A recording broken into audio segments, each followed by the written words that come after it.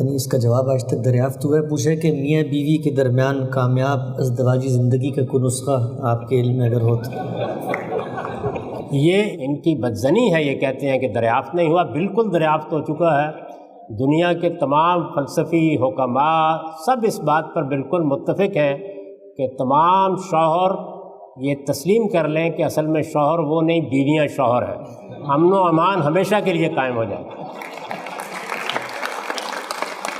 لیکن صاحب اس سے قطع نظر بھی میں چاہتا ہوں تھوڑی آپ رہنمائی کیجیے گا. ہم یہ دیکھتے ہیں کہ جو ماڈرن سسٹم ہے، اسٹرکچر ہے، پرسنالٹی ڈیولپمنٹ ہوتی ہے، لوگوں کی اپنی ایمبیشنز ہیں، پیشنز ہیں، گولز ہیں، بیویاں بھی ایک پرسنالٹی لے کے آتی ہیں. ہمارے یہاں بالعموم جو ایک معاشرت ہے، بالخصوص پاکستان کی، بر صغیر کی، اس میں ان کی جو انڈیپینڈنٹ پرسنالٹی ہے اس کو اپریشیٹ نہیں کیا جاتا ہے. کانفلکٹ ہوتا ہے، ہمیشہ دبانے کی کوشش کی جاتی ہے. تو یہ مجھے بتائیے گا، اور خاص طور پہ یہ لوگوں نے آپ پوچھا بھی ہے کہ یہ مرد حضرات ذرا غصے سے بات کرتے ہیں، تھوڑا سا ترشی ہو جاتی ہے، حکم بھی چلاتے ہیں. کچھ مینج کرنے کے لیے آپ کی کوئی مطلب زندگی اور تجربات کی روشنی میں آپ کو کوئی بہتر تجویز ہو سامنے؟ اس میں دیکھیے، سب سے پہلی چیز یہ ہے کہ یہ سمجھا جائے کہ نکاح کا انسٹیٹیوشن ہے کیا. یہ بات جان لینی چاہیے کہ یہ خدا کی اسکیم میں بندوں کی شرکت ہے. یعنی اللہ تعالیٰ چونکہ انسانوں کو پیدا اس طرح کر رہے ہیں کہ وہ آسمان سے 20-25 سال کی عمر میں نازل نہیں کیے جاتے. ایک ناتواں بچہ ہماری آغوش میں ڈال دیا جاتا ہے. وہ نہ اٹھ سکتا ہے، نہ بیٹھ سکتا ہے، نہ اپنی ضرورتیں پوری کر سکتا ہے. تو چونکہ خالق نے انسانی نسلوں کو پیدا کرنے کے لیے یہ طریقہ اختیار کیا ہے، تو اس کے لیے نکاح کا ادارہ بنایا گیا ہے. یعنی ایک مرد اور ایک عورت وہ در حقیقت جب یہ فیصلہ کرتے ہیں کہ وہ میاں بیوی بن کے رہیں گے، تو وہ اللہ کی اس اسکیم میں شامل ہونے کا فیصلہ کرتے ہیں. اگر آپ غور کریں تو اس سے بڑی کوئی عزت نہیں ہے کہ جو مل سکتی ہو. یعنی اس کائنات کا خالق جس نے زمین آسمان بنا دیے، وہ اپنی ایک مخلوق کو پیدا کرنے کے لیے ہمیں واسطہ بناتا ہے اور ہماری آغوش میں ڈال دیتا ہے ان کو. اور پھر کوئی 15-20 سال کم و بیش ماں کو بھی باپ کو بھی جدوجہد کر کے اس بچے کو اپنے پاؤں پر کھڑا کرنا ہوتا ہے. اس کی تربیت ہوگی، اس کی تعلیم ہوگی، اس کے معاملات ہوں گے، پھر وہ ارسطو افلاطون بن جاتا ہے. اور اتنی دیر میں ہماری کمر وہ دکھنے کو آ جاتی ہے، آہستہ آہستہ قوت ختم ہونا شروع ہو جاتی ہے، اور پھر ہم دیکھتے ہیں کہ بڑھاپے کی دہلیز میں قدم رکھ رہے ہیں. اور جب بڑھاپے کی طرف بڑھتے ہیں تو پھر گویا ایک طرح سے جیسے بچے کو ہماری ضرورت تھی، ہمیں ان کی ضرورت پڑ جاتی ہے. تو اللہ تعالیٰ نے یہ جو اسکیم قائم کی ہے اس کو سمجھنا چاہیے. ہماری بدقسمتی یہ ہے کہ شادی بیاہ کو، جس میں ظاہر ہے کہ اللہ نے ایک کشش رکھی ہے مرد و عورت نے، ہم نے اس کو داستان محبت بنا لیا ہے. میرے نزدیک وہ شاعری کی حد تک ٹھیک ہے. شادی کے معاملے میں بہت حقیقت پسند ہونا چاہیے. یعنی یہ طے کریں کہ ہم ایک ذمہ دارانہ فیصلہ کر رہے ہیں، یہ زندگی بھر کا فیصلہ ہے، اس کے اثرات آئندہ نسلوں پر پڑنے ہیں. یہ ایک باقاعدہ ادارہ ہے جس میں ہم شریک ہو رہے ہیں، اس میں نظم اور ضبط کے ساتھ ہی زندگی بسر ہوگی.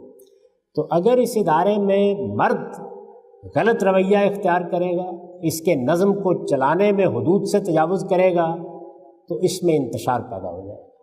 اگر کوئی خاتون اس معاملے میں سرتابی کا رویہ اختیار کرے گی، تب بھی انتشار پیدا ہو جائے گا. تو کوشش کرنی چاہیے کہ جب آپ اس کی ابتدا کر رہے ہیں تو یہ مان کر کریں کہ عورتیں کوئی الگ مخلوق نہیں ہیں، وہ انسان ہیں اور برابر کی سطح پہ انسان ہیں. انسانی طور پر ان کو بھی اسی طرح کا شعور حاصل ہے جس طرح مردوں کو حاصل ہے. تو ایک باشعور مخلوق کے ساتھ جب آپ تعلق پیدا کر رہے ہیں تو سوچ کر سمجھ کر طے کر کے کریں. اللہ کے پیغمبر نے ہدایت کی تھی کہ آپ جس وقت نکاح کریں تو کچھ چیزیں تو اللہ تعالیٰ نے اصولی نوعیت کی بتا دی ہیں، لیکن اس میں دونوں کو طے کرنا چاہیے کہ وہ کیا شرائط منوا رہے ہیں. یعنی کیا چیزیں پیش نظر ہیں، طبیعت کیا ہے، مزاج کیا ہے، کون سی چیزیں گوارا ہیں، کون سی چیزیں گوارا نہیں ہیں. کن چیزوں کے معاملے میں دونوں کو ایک دوسرے کے معاملے میں محتاط رہنا ہے. اس میں کوئی حرج کی بات نہیں کہ ان کو تفصیل کے ساتھ موضوع بنایا جائے، ان کو طے کیا جائے اور اس کے بعد یہ بڑا اقدام ہو. اور جب یہ اقدام ہو جائے تو اس کے بعد بھی ایک دوسرے کی شخصیت کو تسلیم کر لیں۔ اللہ تعالیٰ نے باٹا کے جوتے نہیں بنائے کہ ایک سانچے میں بن کر نکل آئیں گے۔ عورت کی اپنی شخصیت ہے، مرد کی اپنی شخصیت ہے۔ یہ طے کر لیں کہ یہ دو الگ الگ شخصیتیں ہیں جن کو چند اصولوں پر مل کر ایک اچھا گھر بنانا ہے۔ اگر ایک دوسرے کو اپنے سانچے میں ڈھالنے کا فیصلہ کر لے گا تو وہ اصل میں توڑنے کا فیصلہ کرے گا، اور توڑنے کا فیصلہ شوہر کرے تب بھی انتشار پیدا ہوگا، بیوی کرے تب بھی انتشار پیدا ہوگا۔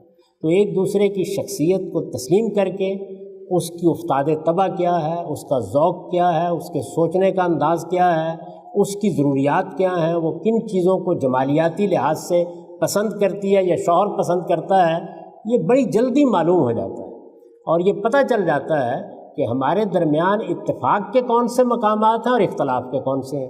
تو اگر آپ اتفاق اور اختلاف کے مقامات طے کر کے یہ فیصلہ کر لیں کہ ہم اتفاق کے مقامات پر خوش ہوں گے اور اختلاف کے معاملات کے اوپر جس طرح کے اچھے لوگ ان اختلافات کو گوارا کر کے بلکہ ان اختلافات کے ساتھ خوشی سے جینے کا فیصلہ کرتے ہیں، ہم بھی اسی طرح جئیں گے۔ تو ایک مرتبہ یہ اگر فیصلہ کر لیا جائے کہ یہ ایک بڑا ادارہ ہے، یہ زندگی بھر کے لیے قائم ہوا ہے، اس کا اصلی مقصد خدا کی نگاہ میں نئی نسل کو پیدا کرنا، اس کی پرورش کرنا، اس کی ذمہ داریاں اٹھانا ہے، اور یہ طے کر لیا جائے کہ اس ادارے کو ہم نے ادارے کے طور پر لے کر چلنا ہے، اس میں اگر مرد کو ذمہ داری دی گئی ہے تو اس کے اوپر بہت بڑی ذمہ داری ڈال بھی دی گئی ہے، لہٰذا وہ بھی اپنی اس حیثیت کو سمجھ کر جائے اور خواتین بھی یہ سمجھ کر کہ ہمیں کیا کرنا ہے کریں۔ ہم جب شادی کرتے ہیں یا بیاہ کرتے ہیں تو اس وقت سب بہت خوش ہوتے ہیں، جبکہ یہ جو تلخ حقیقتیں ہیں ان کو زیر بحث بھی آ جانا چاہیے، ان پر گفتگو بھی ہو جانی چاہیے، ان میں ہر چیز کو آپ متعین کر کے چلیں گے، پھر بھی ہر چیز متعین نہیں ہو جائے گی، لیکن ممکن حد تک کوشش کرنی چاہیے کہ ایسا کر کے چلیں۔ اور بعد میں بھی اگر کوئی ناخوشگوار صورتحال پیش آ جائے تو سب سے بڑی چیز یہ ہے کہ کمیونیکیشن بہتر رکھیں، بات کریں۔ کسی چیز کے بارے میں اگر کوئی اختلاف پیدا ہو گیا ہے تو جس طریقے سے آپ باہر دنیا کو بتاتے ہیں کہ اختلافات پر اس طرح مہذب گفتگو ہونی چاہیے، اس کی روایت اپنے گھر میں بھی ڈالیں، بیٹھیں، بات کریں، چیزوں کا انالیسس کریں، اور دونوں ایک دوسرے کی شخصیت کی انڈیپینڈنس کو قبول کر کے اس ادارے کو قائم کریں۔ تو میرے نزدیک یہ بڑی بڑی باتیں ہیں، باقی ظاہر ہے کہ ہر انڈیویجول کیس اپنی جگہ پر ایک نوعیت رکھتا ہے، ان چیزوں کا